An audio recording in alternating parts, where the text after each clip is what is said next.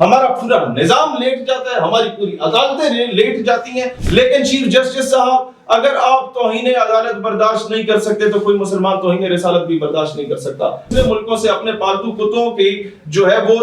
حفاظت کے لیے پہنچ جاتی ہیں پاکستان کی عدالتوں میں، اگر اسی وقت لات مار کے اس کو کرسی سے گرا دیا جاتا اور کہا جاتا کہ who the hell you are Mr. Kakar, یا چوری کے سامان اکٹھا کرنے کے بعد جب اس کا بٹوارا کیا جاتا ہے تو چوروں کی لڑائی ہو جاتی ہے۔ مجھے یہ حکومت 1-1.5 سال یا 6 مہینے سے زیادہ چلتی ہوئی نظر نہیں آ رہی۔ جسٹس قاضی فائز عیسیٰ صاحب کا جو ڈیسیجن آیا اس پر پوری امت مسلمہ ایک اس حساس معاملے پہ تشویش کا اظہار کر رہی ہے، اور میں یہ بات بتانا چاہتا ہوں جو باتیں میڈیا کے ذریعے ہم تک پہنچی کہ یہ جملے کہے گئے یا اس طرح کے فیصلے دیے گئے جس میں کہا گیا کہ ہر شخص کو مذہبی آزادی حاصل ہے، کانسٹیٹیوشن ہر مذہب کے اور ہر فرقے کو اپنے ادارے کھولنے کی اجازت دیتا ہے،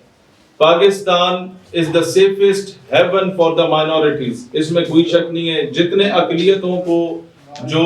رائٹس ہیں پاکستان نے دیے اتنے شاید ہی کسی اور ملک نے دیے ہوں، لیکن معاملہ یہ ہے چیف جسٹس قاضی فائز عیسیٰ صاحب کہ آپ کی عدالت کے باہر اگر شہیر سیالوی جا کے بیٹھ جائے اپنی کرسی لگا کے اور بولے کہ میں چیف جسٹس ہوں، تو کیا یہ کنٹمپٹ آف کورٹ ہوگی یا نہیں ہوگی؟ کیا یہ توہین عدالت ہوگی یا نہیں ہوگی؟ کیونکہ I am trying to steal your identity. تو these قادیانیز are trying to steal the identity of Muslim Ummah. اپنا ایک 2 نمبر بندے کو لے آئے اور بولے کہ جی یہ نبی ہے، پھر اپنے مذہب کو جس طریقے سے اسلام کے ساتھ ریلیٹ کرنے کے، مذہب بھی نہیں، فرقہ بھی نہیں، یہ جناب مذہب اور فرقے سے ایک الگ چیز ہے، یہ ایک فتنہ ہے جو آپ کی آئیڈیالوجی کو، آپ کی آئیڈینٹی کو سٹیل کرنے کی کوشش کی جا رہی ہے۔ تو جو آپ کو امت مسلمہ کو آئیڈینٹی کرائسس کا شکار کرنے کی بات کی جا رہی ہے، اور یہ چیز میں آج میڈیا کے سامنے کہتا ہوں کہ نکالیں آپ سپریم کورٹ کے کیمراز کی دوبارہ فوٹیجز چلائی جائیں میڈیا پہ اور دکھایا جائے کہ جب یہ فیصلے ہوئے تھے اور اس شخص کو بیل گرانٹ کی گئی تھی اس سے پہلے 3 مرتبہ اس کی بیل کو خارج کیا گیا تھا، لیکن جب فورنرز آئے تھے اور عدالت میں بیٹھے تھے، جب آپ کے میڈیا کو اجازت نہیں ہوتی تھی کہ وہ اپنی ڈیوائسز، اپنے کیمراز، اپنے لیپ ٹاپس لے کے عدالت میں جا سکیں، جب آپ کے وکیلوں کو اجازت نہیں ہوتی کہ اپنی ڈیوائسز، اپنے لیپ ٹاپس، اپنے کیمراز کو لے کے عدالت کے اندر جا سکیں، تو وہ لوگ جو یورپین کنٹریز سے آئے تھے اس فیصلے کو سننے کے لیے، اس فیصلے کو آبزرو کرنے کے لیے، وہ اپنے لیپ ٹاپس لے کے عدالت کے کمرے میں کیا کر رہے تھے؟ ان کی ڈیوائسز اوپن تھی سب کے سامنے۔ آج وہ فوٹیجز نکالیں اور اس قوم کے سامنے سچ اور حقائق کو رکھیں۔ ہمارے تمام اداروں کا، محکموں کا اور گورنمنٹ کا ایک مسئلہ ہے، اور وہ مسئلہ یہ ہے کہ ساری زندگی ہماری گزر جاتی ہے we are trying to please the international community, we are trying to impress the international community۔ کن کو امپریس کر رہے ہو آپ لوگ؟ ان کمیونٹیز کو، ان سو کالڈ ہیومن رائٹس کی این جی اوز کو، ان so called champion of the human rights کو جن کی زبانیں فلسطین پہ آج تک نہیں کھلی، جن کی زبانیں آج تک کشمیر پہ نہیں کھلی، innocent children are being incinerated with the white phosphorus، ان کو تیزاب کے ساتھ جلایا جا رہا ہے، white phosphorus bombs ان کے اوپر پھینکے جا رہے ہیں، اس پہ وہ لوگ نہیں بول رہے، لیکن یہاں پر جب آتے ہیں تو ہم لوگ بالکل لیٹ جاتے ہیں جناب، ہمارا پورا نظام لیٹ جاتا ہے، ہماری پوری عدالتیں لیٹ جاتی ہیں، میں ایک بڑا کیٹیگوریکلی کہتا ہوں، اس کے بعد چاہے تو آپ اپنی انا کی تسکین کے لیے ہمارے اوپر توہین عدالت کی دفعات لگا دیں، لیکن چیف جسٹس صاحب اگر آپ توہین عدالت برداشت نہیں کر سکتے تو کوئی مسلمان توہین رسالت بھی برداشت نہیں کر سکتا۔ بات بالکل کیٹیگوریکلی کلیئر ہے کہ جب ایک بندہ تحریف شدہ ترجمہ اور تحریف شدہ تفسیر قرآن پاک کی ایک قادیانی کی لکھی ہوئی جب وہ تقسیم کر رہا تھا، ڈسٹریبیوٹ کر رہا تھا، اس پر کیس ہوا، آپ اس کو ریلیز کرتے ہیں، جو اس کی ڈیو پنشمنٹ تھی بے شک اس سے مل گئی، وہ ایک الگ جو ہے وہ ٹاپک ہے۔ ٹاپک یہ ہے کہ آپ انڈائریکٹلی جو یہ بات کہے گئے ہیں کہ ہر فرقے اور ہر مذہب کو پورا اختیار ہے کہ وہ اپنا تشہیر کرے، وہ اپنی تبلیغ کرے، اس میں قادیانیت نہیں آتا ہے، اس میں آپ ہندوازم کو لا سکتے ہیں، سکھ ازم کو لا سکتے ہیں، کرسچینٹی کو لا سکتے ہیں، اس کو نہیں لایا جا سکتا. یہ 298B اور 298C کی کھلم کھلا خلاف ورزی ہے. اگر آپ اس طریقے کی سٹیٹمنٹس دے رہے ہیں تو کل کو آپ کے یہ جو آپ کا فیصلہ ہے اس کو جواز بنا کے قادیانی اپنی مسجدوں کے اوپر مینار بھی لگائیں گے, گنبد بھی لگائیں گے, اسی طریقے سے مسلمانوں والے نام بھی رکھیں گے, اور پھر جو مرضی وہ حرکتیں کرے, بدنامی ہمارے مذہب کی ہو رہی ہوگی. لہٰذا آج میں ایک اور گلہ بھی دینا چاہتا ہوں ختم نبوت صلی اللہ علیہ وسلم کے نام پہ چندے بٹورنے والوں سے اور اس پر پیسے کھانے والوں سے جو اسلامی نظریاتی کاؤنسل بنا. بھائی میرا سوال یہ ہے کہ یورپی یونین کے لوگ, امریکہ کے لوگ, سو کالڈ ہیومن رائٹس کی جو این جی اوز ہے وہ دوسرے ملکوں سے اپنے پالتو کتوں کی جو ہے وہ حفاظت کے لیے پہنچ جاتی ہیں پاکستان کی عدالتوں میں. اس کیس کی پیروی کے لیے ہمارے جو ریاستی ادارے موجود ہیں اسلامی نظریاتی کاؤنسل کی بنیاد پہ یا مختلف ناموں سے یا جو ڈائریکٹلی انڈائریکٹلی چندہ اکٹھا کر رہے ہیں اسلام کے نام پہ, وہ ان کیسز کی پیروی کیوں نہیں کر رہے؟ وہ بعد میں واویلا مچانے کیوں آ جاتے ہیں؟ دوسری بات میں آپ لوگوں سے یہ کہنا چاہتا ہوں میرے بھائیوں, اس وقت اس چیز کی انکوائری کرنی چاہیے کہ الیکٹرانک ڈیوائسز وہ لے کے کیوں آپ کی سپریم کورٹ کے اندر گئے, کس نے انہیں جانے دیا, اور کیوں ہم لوگ دیکھیں ہم خود مختار پاکستان کبھی بھی نہیں بن سکتے جو اپنے فیصلے خود کرے جب تک ہم دنیا کو امپریس کرنے میں لگے ہوئے ہوں گے. آگے میں آپ لوگوں کو بتانا چاہتا ہوں آپ نے امپریس کرنا ہے, اپنی ترقی سے امپریس کرنا ہے, اپنی ٹیکنالوجی سے امپریس کریں, اپنے کیا کہتے ہیں انوینشن سے انٹرنیشنل کمیونٹی کو آپ امپریس کریں. آپ ان کے آگے لیٹ جائیں گے, ڈر اور خوف کی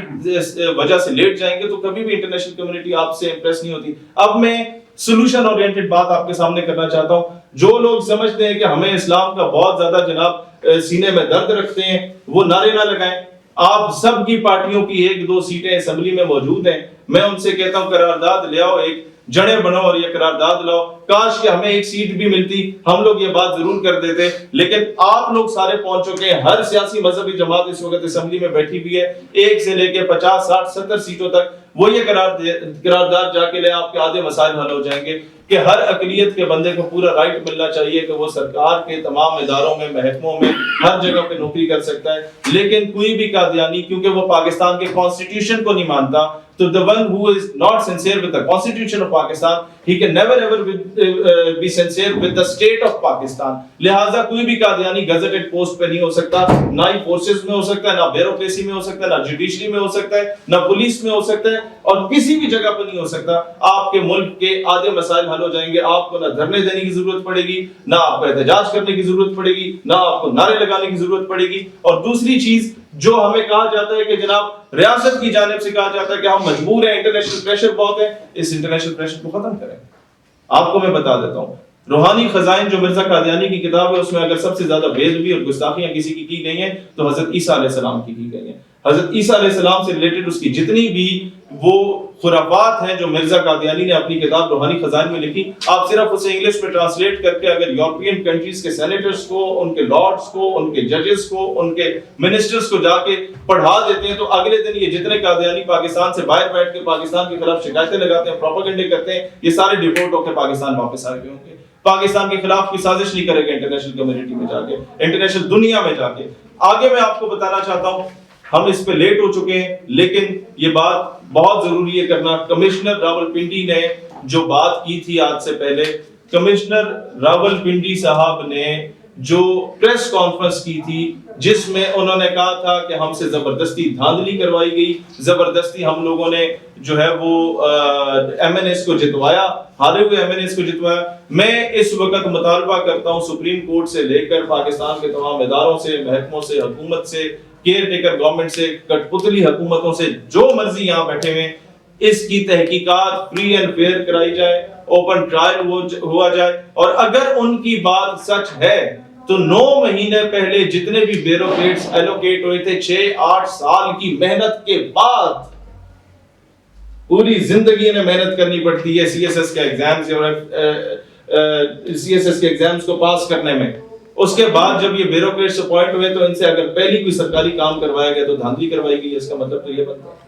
وہ لوگ جنہوں نے زندگی کے مقصد حاصل کیا، جن کی ماں نے اپنے زیور بیچے، باپ نے اپنے دان ڈنگر بیچے، کسی کے والدین نے اپنی زمینیں بیچ کے بچوں کو پڑھایا اور وہ بیوروکریٹ بنے، اور ان کی زندگی کا مقصد یہ تھا کہ ہم پاکستان میں ڈیولپمنٹ کے ذریعے، اچھی پالیسیز کے ذریعے ہم عملی اقدامات اٹھائیں گے، اور ان کی ساری سوچ کو مات دے دی گئی کہ ان سے اگر پہلا کام کرایا گیا تو وہ عوام کے حقوق پہ ڈاکہ مارا گیا۔ میں ایک بات کہتا ہوں، اگر وقت پہ انوار الحق کاکڑ کی سٹیٹمنٹ جس پہ اس نے قائد اعظم رحمۃ اللہ علیہ کا مذاق اڑایا تھا ریگارڈنگ پیلسٹائن اینڈ اسرائیل، اگر اسی وقت لات مار کے اس کو کرسی سے گرا دیا جاتا اور کہا جاتا کہ who the hell you are Mr. Kakar کہ آپ قائد اعظم رحمۃ اللہ علیہ کی سٹیٹمنٹ کا مذاق اڑائیں، تو شاید کوئی بیوروکریٹ بھی اس الیکشن میں قائد اعظم کی اس سٹیٹمنٹ کا مذاق نہ اڑاتا اور کسی قسم کا قانون ہاتھ میں لے کے عوام کے حقوق پر ڈاکہ نہ مارتا، جو قائد اعظم رحمۃ اللہ علیہ نے کہا کہ whatever community,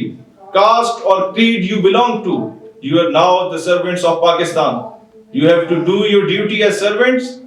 You are not concerned with this party or that party. This is not your business. It is the business of the politicians to fight out their case under the present constitution or the future constitution that may be ultimately framed. You therefore have nothing to do with this party or that party. کیوں ایک party کی، کیوں ایک گروہ کی، کیوں ایک طبقے کی، کیوں بھگوڑوں کی جو ہے وہ فیسیلیٹیشن کے لیے کام کیا جا رہا ہے؟ اگر کمشنر راولپنڈی کی بات درست ہے تو آج ہمیں اس چیز پر فرم ڈیسیجنز لینے ہوں گے۔ تیسری چیز میں لے کے آنا چاہتا ہوں آپ لوگوں کے سامنے، اس میں بھی قصوروار ہوں، اس میں سب سے پہلے میں اپنے آپ کو قصوروار سمجھتا ہوں اور پھر بعد میں دوسری پولیٹیکل پارٹیز کو سمجھتا ہوں کہ ہم سارے اپنے الیکشنوں میں مصروف تھے، ہم سارے اپنے ووٹ بنانے میں مصروف تھے، اور اتنے میں فلسطین کی جنگ جاری رہی، فلسطین کے بچے شہید کیے گئے۔ الجزیرہ کی لیٹسٹ رپورٹ کے مطابق یہ خبر آئی ہے کہ فلسطین نے، ان کی ایجوکیشن منسٹری نے اپنے ایجوکیشن کیلنڈر کو کلوز کر دیا ہے کہ اب ہمیں ایجوکیشن کیلنڈر کلوز کرنا پڑ رہا ہے کیونکہ ہمارے پاس بچے نہیں ہیں، تو ہم لوگ پڑھائیں گے کن لوگوں کو؟ اور میں آپ لوگوں کو صرف یہ بات کرنا چاہتا ہوں کہ آپ نے اگر خود مختار پاکستان چاہتے ہیں کہ یہ بنے تو ہماری گورنمنٹ کو اسٹریٹ فارورڈ ہو کے پیلسٹائن کاز کے لیے اپنا رول پلے کرنا ہوگا۔ امریکہ کے گھوڑے کتے نے لا کے، اس کے بھوکے بھر کے ہم کبھی بھی مسئلہ کشمیر یا مسئلہ فلسطین کے لیے آواز بلند نہیں کر سکتے۔ ہمیں تمام مسلم کنٹریز کو یہ ریزولوشن لانی ہوگی کہ جو 5 چودھری بنا کے بٹھائے ہوئے ہیں اقوام متحدہ میں، جن کے پاس ویٹو کا اختیار ہے کہ جب مرضی چاہیں تو وہ ویٹو کا اختیار استعمال کر کے